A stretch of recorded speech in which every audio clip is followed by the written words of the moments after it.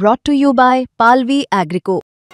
पालवी ॲग्रिको, भारताचा पहिला AI तंत्रज्ञानावर आधारित B2B आणि B2C ई-कॉमर्स प्लॅटफॉर्म. शेतीसाठी जे काही लागणार थेट तुमच्या बांधावर पोहोचणार, मोबाईलच्या एका क्लिकवर.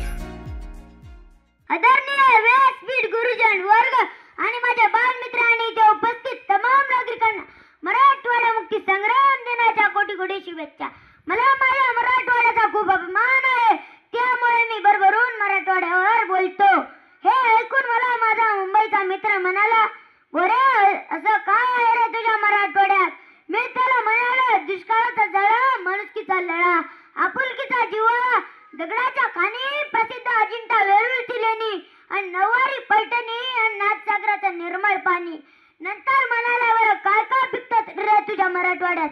मी त्याला म्हणाले, "शाळू जुंधळा मोती आणि पांढऱ्या सोन्याच्या वाती, गावरान उसाचा गोडवा, हुलगा मटकी बळवा." नंतर म्हणाला, "बरं माणसं कशी आहेत तुझ्या मराठवाड्यातील?" मी त्याला म्हणालो, "कणखर, कळकट, दिसायला साधी वळी, चंदनाचा टिळा बाळी, गळ्यात तुळशीच्या माळा आणि बाबतीत तल्लीन राह सदा सर्व काळा." नंतर म्हणाला, "बरं आणखी काय काय आहे तुझ्या मराठवाड्यात?"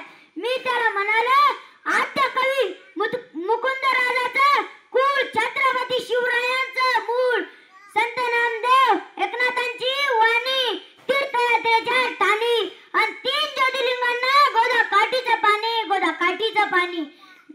एवढी स्तुती ऐकून त्याला मराठवाडा बघण्याची इच्छा झाली. तो इथे आला आणि त्याने बघितले ओसाड माळवाचं रान, रस्त्याचं झालेलं चाळण, हे बघून उडाली त्याची गाळण. शेतकऱ्याच्या गळ्यात फाशीचा दोर, राजकारणी इथले सगळेच चोर, उद्योगधंद्याची वणवण, बेरोजगाराची बनबन. हे पाहून तो म्हणाला, "कसा राहता यार तुम्ही इथं?" मी त्याला म्हणालो, "निजामानं लुटलं, राजकारण्यांनी ओरबडलं, नित्यानं छेडलं, नित्याचंच झालं हे रडगाणं. तरी नाही सोडलं जगणं, तरी नाही सोडलं जगणं. कष्टाचं खातो, गप्याने राहतो, काळ्या मातीत घाम गळतो, पिकेल तेवढं पिकतो, विकेल तेवढं विकतो. 4 पैसे कमावण्यासाठी आसमानी सुलतानी संकटांशी एकटाच भिडतो, एकटाच भिडतो."